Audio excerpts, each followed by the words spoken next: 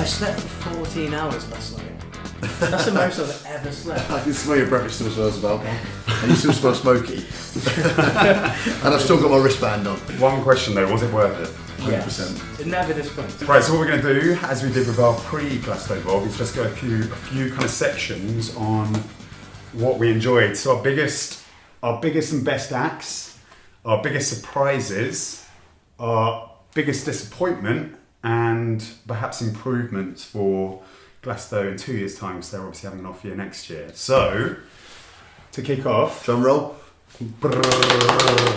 Adam, hit me with your first best act. Okay, you said this, and I didn't believe you at the first because I watched the previous Glasgow vlog and I mocked you for it. You did? Hands up now, Craig David tore it apart. He was fantastic. I think he surprised a lot of people. I almost would say he deserves a slot on the legend stage. I agree. He's on a brilliant. Sunday, but yeah, I think no one was expecting. I think you're right. I think that was the real thing, is that, you know, me and Vish and you to an extent knew a little bit, but the people around us were like, hang on a second. They Craig were David's surprised. They were awesome. surprised. That set the faces. party up for the rest of the day. It That did was a little so bit, good. yeah. There were surprised faces amongst them, and his TS5 set was incredible. It's always so good. So you know, he fair enough. He didn't do all his own songs, and he mixed up some old ones as well. But it went down so well with the crowd, and there was such a good vibe after that. Yeah. I thought that is an act to beat. Okay, my best act was Frank Carter and the Rattlesnakes. I'm not massively into my sort of Punk rock, punk yeah. rock, not massively into that, but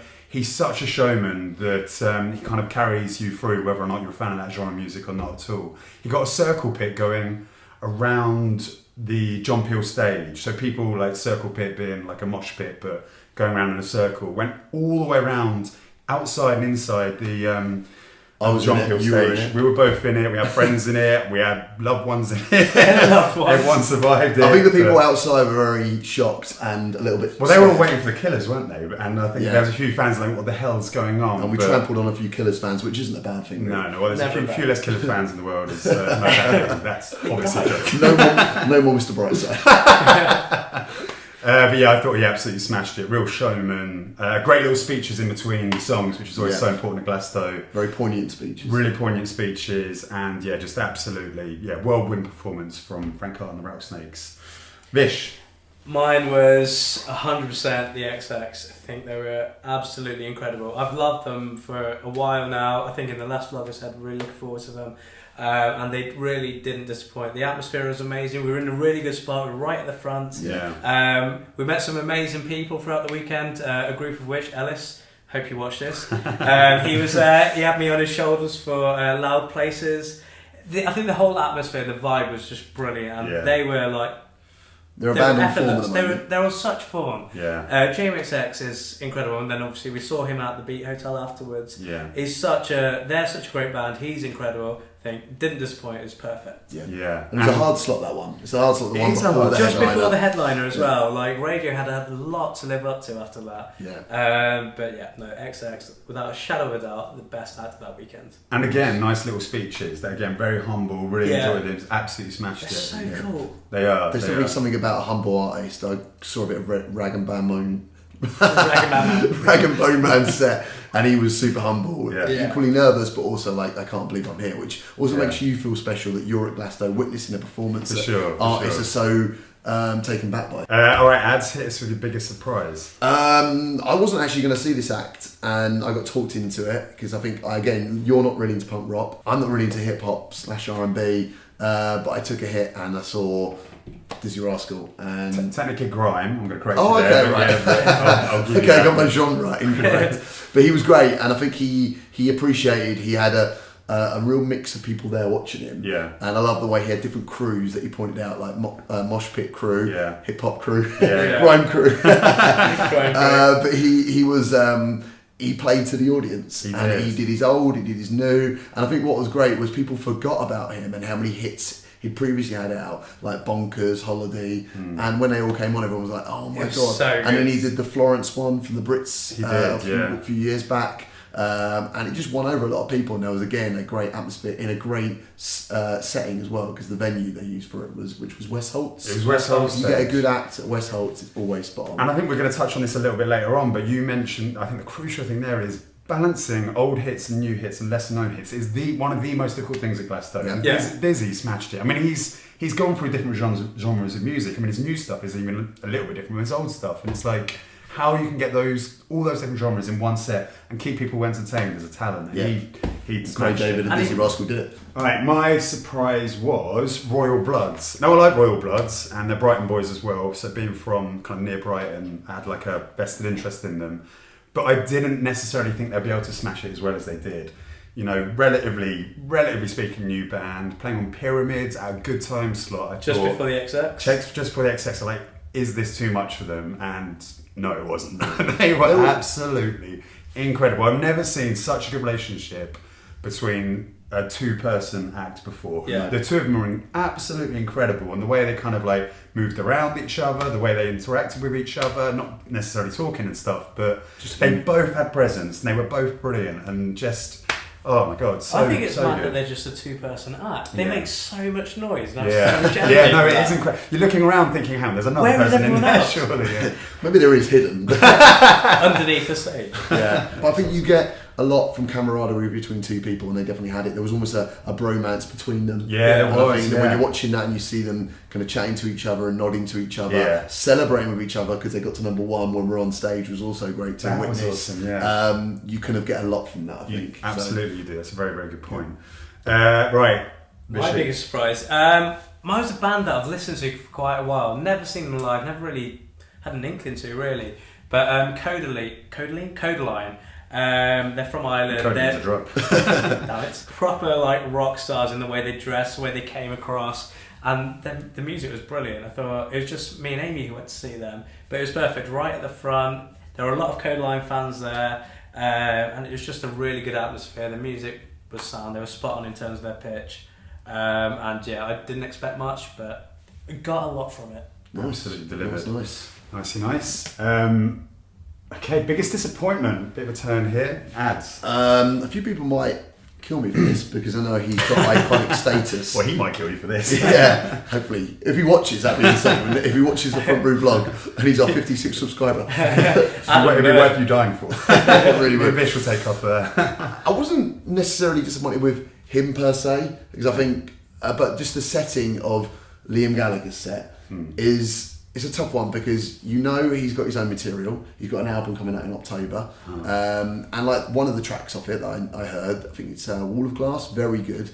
But then he plays all the Oasis tracks, and I can't help feeling like he doesn't like playing them because that's always affiliated with him and Noel, and by him playing it, is it really reality of what's happening right now? And he did sort of vaguely touch upon that. Yeah. I can't remember what he said, but he said something along the lines of, we've got to play in the now, or we've got to play like back it's to today. reality. Back so, to reality, He also wasn't happy with the smoke machines as well. There's a clip of him saying, "Get those effing smoke machines off." So, I don't think he said effing, no, funnily enough. Yeah. Okay, my biggest disappointment, not one of the big acts here, but I'm a massive dance music fan, and Seth Troxler is I'm a massive fan of Seth Troxler, and he played blues. And blues is a difficult venue in the sense that it gets so busy so quickly, and obviously with dance music, probably more than any other genre, you want to be able to boogie a little bit, but we were like sardines in there, and unfortunately Seth's set, I don't think, helped with this. He did a few sets, so this was the set he did at the Blues. It wasn't a dancey set, it was very sort of techno, very deep and quite minimalist, and I just thought to myself, you kind of start like sardines, kind of work the crowd a little bit more, get us a bit more involved, and for me it didn't quite work, it didn't quite happen. So from that point of view, Seth Troxler is my biggest disappointment. Especially because it was on the Thursday night as well. We wanted an act. We both love Seth. We all love Seth Troxler. Yeah. Wanted to really get in there and really get like the vibe going for the rest of the weekend. For sure. But it just didn't do that. It didn't, did it? No. Didn't hit the note. No. I think. Bish, biggest disappointment. Oh, my biggest. This is. Well, so my biggest It's been disappointment. talked about all day It on the has. radio, right? So It was Ed Sheeran, and the weird thing is I've only just started liking him.